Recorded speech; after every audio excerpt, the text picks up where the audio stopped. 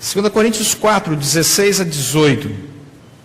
Por isso não desanimamos, pelo contrário, mesmo que o nosso homem exterior se corrompa, contudo o nosso homem interior se renova de dia em dia, porque a nossa leve e momentânea tribulação produz para nós eterno peso de glória, acima de toda comparação, não atentando nós nas coisas que se veem, mas nas que se não veem.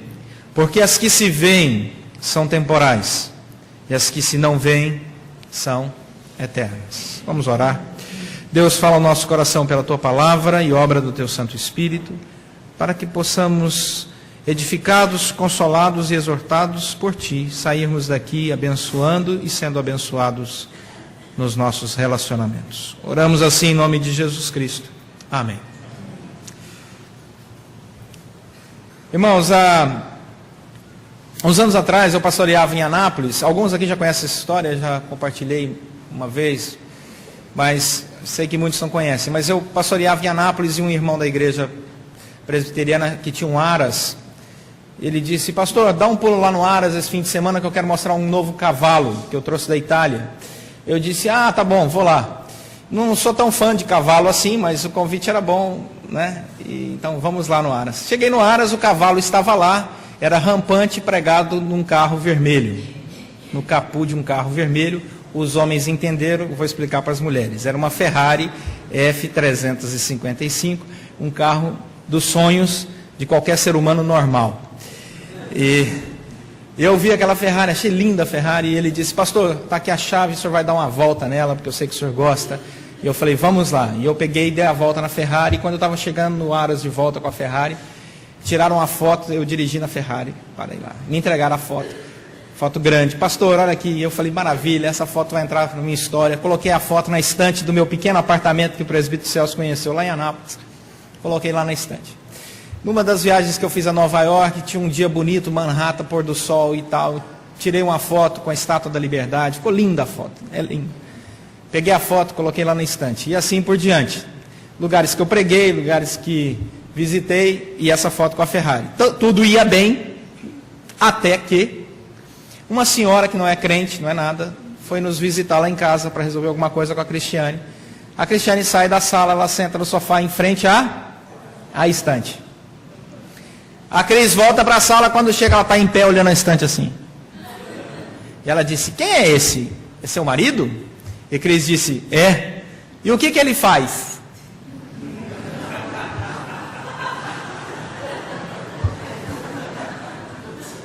Ele é pastor. Agora você imagina a revolução na cabeça dessa mulher. Ela entendeu tudo, né? Pronto, um pastor, ela já, né, por aí, pastor dirigindo a Ferrari, não sei o que, ela deve ter pensado que a Ferrari era minha, né? Com certeza, né? Em algum paraíso fiscal do mundo. Bom, depois disso, duas coisas eu aprendi. Primeiro, retirei todas essas fotos de lá, guardei. Alguns eu nem sei onde estão mais, né? E outra coisa é que Vinícius de Moraes tinha razão. As feias que me desculpem, mas beleza é fundamental. Nós andamos por aquilo que nós vemos. Nossa vida é pautada naquilo que nós contemplamos com os nossos olhos. E aí nós criamos um padrão. Acontece que esse padrão, nós vamos ver na Bíblia, não é o padrão de Deus. E aí nós precisamos mudar um pouquinho a proposta de Vinícius de Moraes aqui. Acontece que temos ouvido aí um evangelho, que é um evangelho que não é evangelho. Um evangelho que diz que você não pode ter problemas, porque se você tiver problemas não é falta de fé. Se você está com problema de saúde é falta de fé. Se você está com problemas financeiros é falta de fé. Porque Deus nos chamou para vivermos bonitos, saudáveis e milionários para o resto da vida. Meus irmãos, isso é um equívoco. Um erro de interpretação da Escritura Sagrada. Porque a Bíblia vai nos mostrar que a vida se compõe de erros e acertos, saúdes e momentos de saúde, de enfermidade, momentos de muita riqueza e também momentos em que você tem que apertar o orçamento. Isso é natural. A vida cristã, ela é completa. A vida cristã não é apenas esse mar de rosas, e também a vida cristã não é o contrário. Também um voto eterno de pobreza. Esse também seria um grande equívoco. Nós vamos perceber que a Bíblia nos chama a uma vida equilibrada. E tem um homem na Bíblia chamado apóstolo Paulo que tem uma vida fantástica, de grande comunhão com Deus. Deixa a Bíblia aberta no texto que nós lemos, se já fechou, é 2 Coríntios capítulo 4. E vamos olhar aí o que o texto diz, página 192. Volta para o capítulo 1, página 191. E você vai perceber que o apóstolo Paulo abre o coração dele e diz assim: gente, eu crente como sou, apóstolo, homem de fé, de caminhada, de jornada com Deus, de intimidade com Deus, quero dizer para vocês que eu passei por momentos difíceis na minha vida. É isso que o apóstolo Paulo diz nessa carta que a teologia chama de autobiografia paulina. O apóstolo Paulo abre o coração nessa carta, é uma autobiografia dele, 2 Coríntios capítulo 1, verso 8. O que ele diz sobre a vida dele? Ele fala: não queremos, irmãos, que ignoreis a natureza da tribulação que nos sobreveio na Ásia, porquanto foi acima das nossas forças, a ponto de desesperarmos até da própria vida. Ora, se o apóstolo Paulo teve um momento da vida dele em que ele teve desesperança, tribulação, dificuldade, ele disse: gente, teve um momento que eu me senti desesperado. Se o apóstolo Paulo passou por isso, quem somos nós para dizer que um cristão do século 21, normalzinho como você e eu, não vai passar por esses momentos? Olha o que diz o versículo 12 e versículo 17 aí do capítulo 1. Ele diz assim: porque a nossa glória é esta, o testemunho da nossa consciência de que com santidade e sinceridade de Deus, não com sabedoria humana, mas na graça divina, temos vivido no mundo, e mais especialmente para convosco.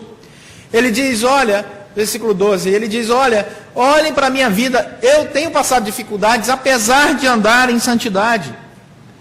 Apesar de andar em santidade, não sou leviano, ele diz, versículo 17, não sou leviano. Eu ando em santidade, mas em determinados momentos da minha vida, eu passei por tribulação, passei por angústias. Quero que vocês saibam disso. Capítulo 2, versículo 1 e 2. Ele fala da sua tristeza, principalmente na sua relação com a igreja de Corinto, que era uma igreja muito complicada. Ele diz: isso deliberei por mim mesmo, não voltar-me a encontrar-me convosco em tristeza. Porque se eu vos entristeço, ele tinha escrito uma carta muito pesada para eles, a primeira carta: quem me alegrará, senão aquele que está entristecido por mim mesmo? Ele diz: eu estou triste porque a nossa relação não está boa, vocês estão tristes, então eu não vou encontrar com vocês, porque se eu estou triste com vocês e vocês estão tristes comigo, como é que eu vou ter alegria? Percebam, é o apóstolo Paulo que está escrevendo isso. Está parecendo carta de um adolescente para outro, né? Eu estou triste com você. Não, eu estou triste com você. Você falou que ia passar aqui, não passou, né? E tal. Não, é Paulo. É Paulo. Passei por dificuldade, passei por tribulação, passei por momentos difíceis. Capítulo 3, versículo 12 e versículo 13. Capítulo 3, versículo 12 e 13. Tendo, pois, tal esperança em servirmos de muita ousadia no falar, nós não somos como Moisés, que punha véu sobre a face, para que os filhos de Israel não atentassem na terminação do que se desvanecia. Ele diz: eu não sou mentiroso igual Moisés tentou ser. Ele conta aqui, a citação dele é um momento em que Moisés desceu do monte, lá em Êxodo, desce com o rosto brilhando porque tinha encontrado ao Senhor. O povo de Israel fica encantado quando vê Moisés com o rosto brilhando. Os homens não vão entender, mas as mulheres vão. Parecia que Moisés tinha passado xiseido. Está vendo como é que os homens não entenderam nada? Depois vocês explicam para eles, né? Então Moisés desce com aquele rosto bonito. E aí ele falava: isso aqui é a minha relação com Deus. E eles falaram: olha que coisa linda isso. Aí ele colocou um véu, quando ele percebeu que aquele rosto estava perdendo aquele brilho, aquela beleza, ele colocou um véu para que as pessoas pensassem que ele ainda estava com o rosto brilhando. E Paulo acusa Moisés aqui, diz: Moisés, você fez errado. Eu não sou como Moisés, que estou tentando vender uma espiritualidade para vocês mentirosa. Quero dizer que vida cristã tem tribulação, tem dificuldade, eu fico chateado, fico alegre, e que isso é normal da vida cristã. Isso é normal na vida cristã. Por isso, capítulo 4, versículo 1 a 5. Capítulo 4, versículo 1 a 5. Ele fala da sua força ministerial. Pelo que tendo esse ministério, segundo a misericórdia que nos foi feita, não desfalecemos. Pelo contrário, rejeitamos as coisas que por vergonhosas se ocultam, não andando com astúcia, nem adulterando a palavra de Deus. E tem gente aí adulterando a palavra de Deus, dizendo que a palavra de Deus só diz uma parte do que diz, quando na verdade a palavra de Deus é completa, né? Acontecia também na vida do apóstolo Paulo, na época dele aqui. Antes, nos recomendamos à consciência de todo homem, na presença de Deus, pela manifestação da verdade. Mas se o nosso evangelho ainda está encoberto, é para os que se perdem que está encoberto, nos quais o Deus deste século cegou o entendimento dos incrédulos, para que lhes não resplandeça a luz do evangelho da glória de Cristo, qual é a imagem de Deus. Porque nós não nos pregamos a nós mesmos, mas a Cristo Jesus, nosso Senhor, e a nós mesmos como vossos servos por amor de Cristo. Os quais o Deus desse século, ele diz, o problema é que o Deus desse século cegou o entendimento das pessoas. Sabe qual é o Deus desse século na Bíblia? Dinheiro, mamon. O Deus desse século na Bíblia, que toma conta da mentalidade, da agenda das pessoas, é o dinheiro. O problema das pessoas é o amor ao dinheiro. O amor ao dinheiro, diz o apóstolo Paulo lá em Timóteo, é a raiz de todos os males.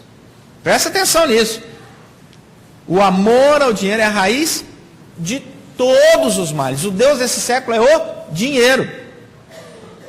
Ah, pastor, então dinheiro é ruim? Não. Ah, pastor, então dinheiro é bom, porque dinheiro traz felicidade. Não, dinheiro não traz felicidade. Dinheiro manda buscar. O problema não é o dinheiro, meus irmãos. O problema é como a pessoa se relaciona com ele. Ter dinheiro não é pecado, ter dinheiro não é ruim, ter dinheiro é bom. Ou alguém discorde disso? Não, ter dinheiro é horrível. Eu mesmo não gosto nem tocar no dinheiro.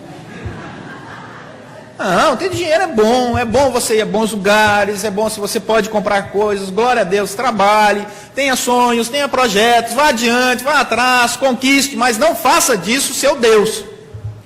Não ame o seu dinheiro a ponto de romper seus relacionamentos por causa de dinheiro, de pensar que as pessoas estão se relacionando com você por causa do seu dinheiro, porque você vai se tornar um escravo do Deus desse século. Então, cuidado com a sua relação com o dinheiro. Deus não nos chamou para viver o voto da pobreza, daquela que quanto mais miserável, melhor. Aquele pastor é espiritual. Não tem dinheiro nem para comprar uma Havaiana nova, olha lá. Não é isso. Também não é, aquele pastor é espiritual, comprou um Boeing novo para ele. Também não é isso. É equilíbrio. É equilíbrio. Deus nos chamou para o equilíbrio. É isso que o apóstolo Paulo diz. Então, cuidado com Deus esse século. Ele diz, isso estava atrapalhando a relação daqueles irmãos com Deus. E aí o capítulo 4, versículo 8, em diante ele diz, tomando cuidado com essas coisas, colocando as coisas nos devidos lugares, vocês precisam perceber que a vida nossa tem dificuldades e também tem alegrias. Versículo 8 do capítulo 4, em tudo somos atribulados. Não são poucas coisas, não são em todas as coisas. Porém não angustiados, perplexos, porém não desanimados, perseguidos, porém não desamparados, abatidos, porém não destruídos, levando sempre no corpo o morrer de Jesus, para que também a sua vida se manifeste em nosso corpo. Aí ele entra lá no versículo 16. Por isso, agora ele vai concluir essa primeira linha de raciocínio dele. Então você já está no versículo 16 comigo aí, amém? Amém. Ótimo. Por isso, não desanimamos. Ele contou o que era a vida dele.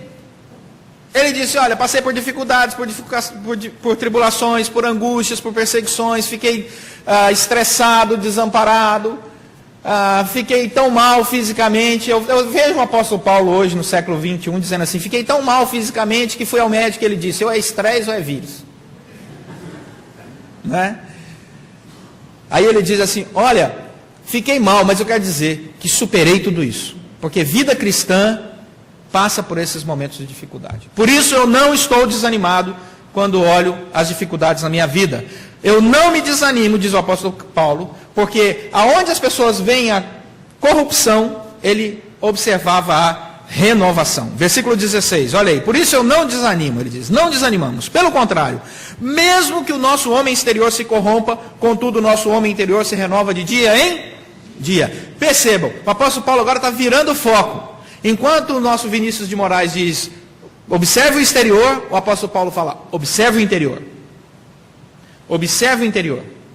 Porque o exterior vai se corromper, vai se corromper. Não adianta, gente, pode brincar do que você quiser, falar, não, eu vou fazer isso, vou fazer aquilo, vou fazer 1000 academias, vou fazer step, não sei o que. Nós vamos envelhecer, o corpo vai se corromper, ele vai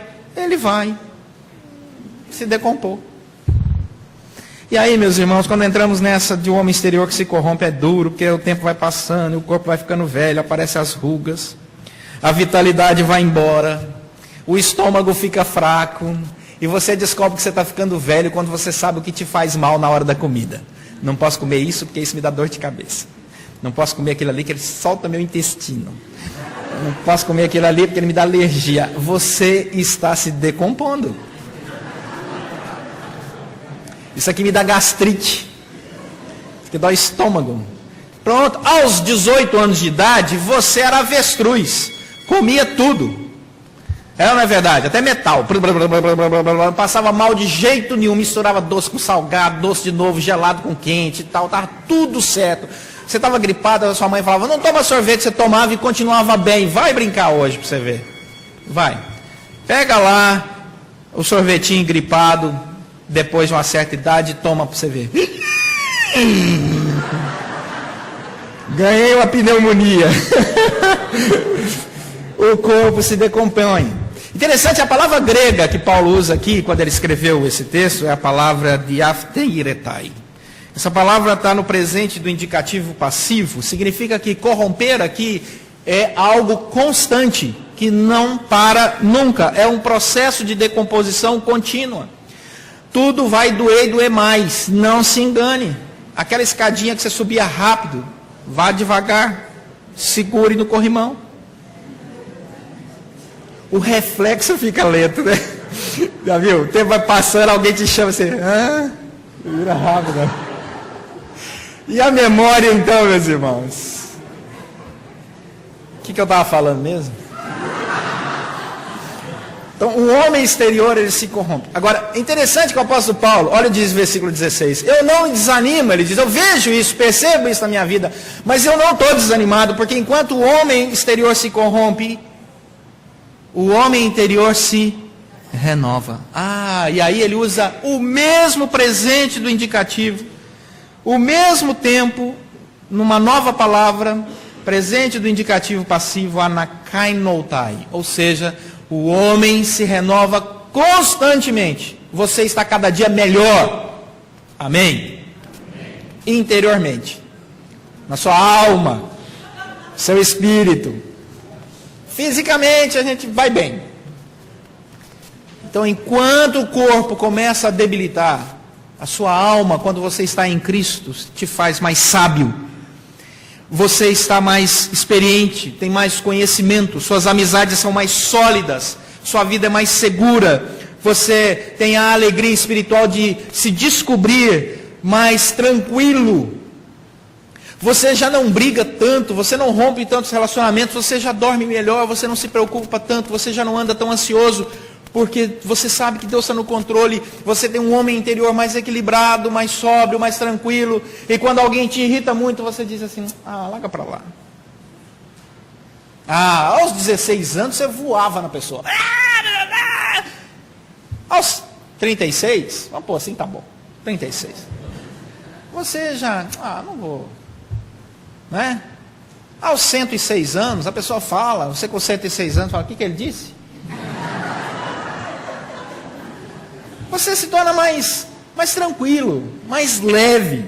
O corpo está indo, mas o espírito está renovado. Se o corpo fica velho, o espírito fica sábio. Amém?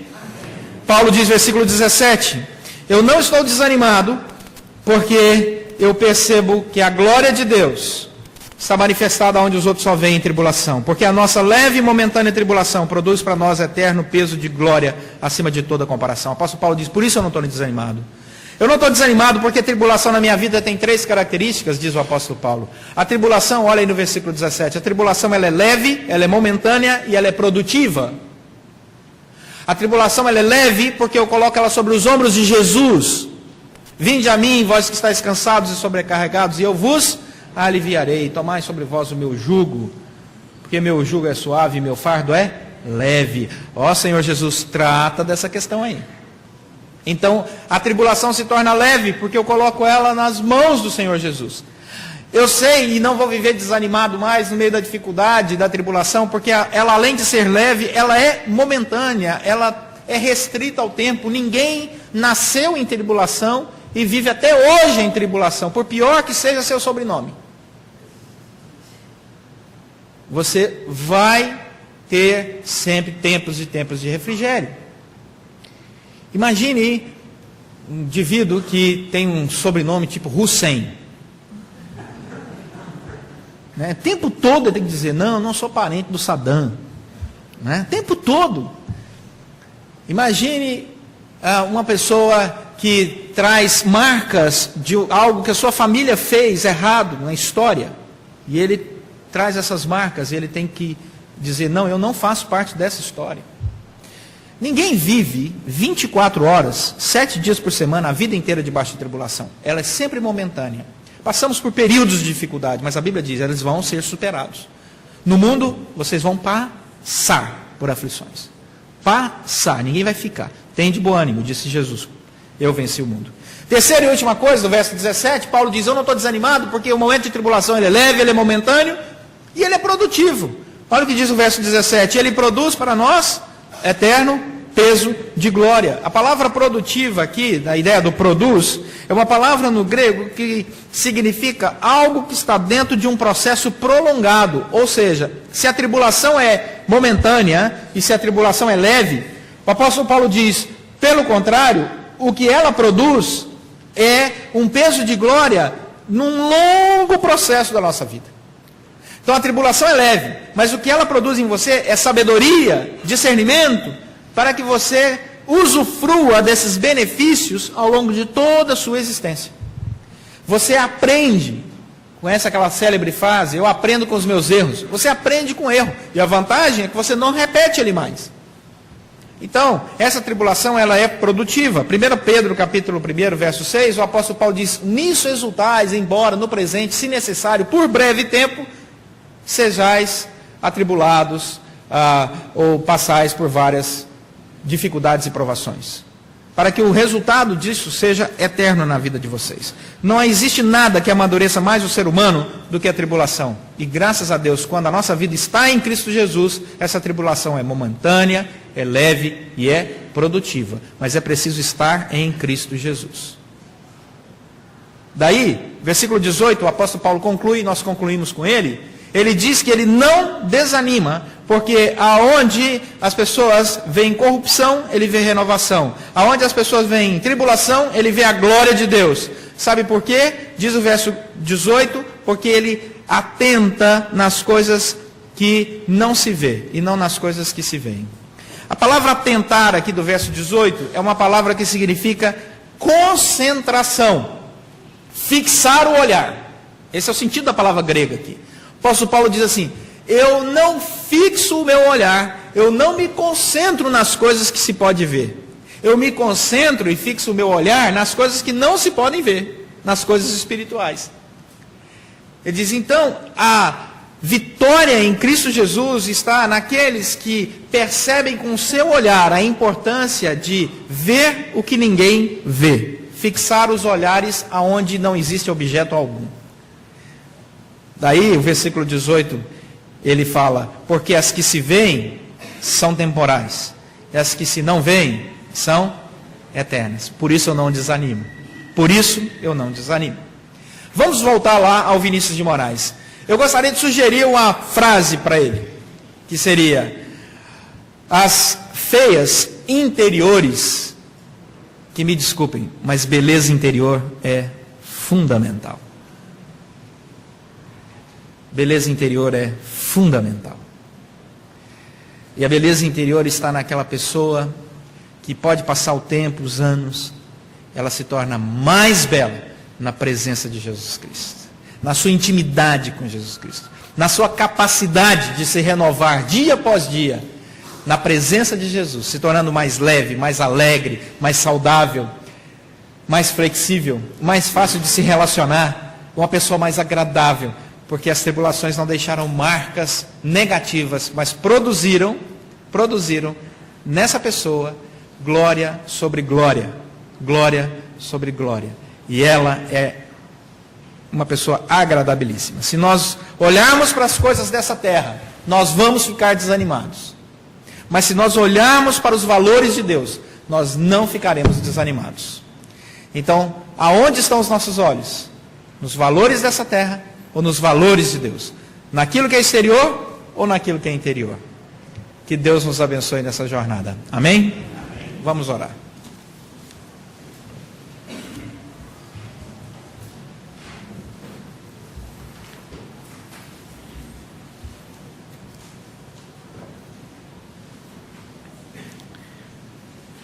Senhor, nosso Deus e Pai, muito obrigado por essa manhã, por esse dia gostoso, esse encontro, esse culto de homens e mulheres que temem ao Senhor. O Senhor nos conduza sempre para que em nossa vida os nossos olhos estejam fixos em Ti. No Deus maravilhoso, que nos dá alegria e força para viver. E que em todo tempo possamos perceber a beleza da ação do Senhor em nossa vida, das Tuas bênçãos e das Tuas misericórdias. Oramos agradecidos, pedindo a Tua bênção sobre todos nós, para que sejamos sempre um povo renovado na Tua presença, dia após dia, de glória em glória, em nome de Jesus Cristo, nosso Senhor e Salvador. Amém.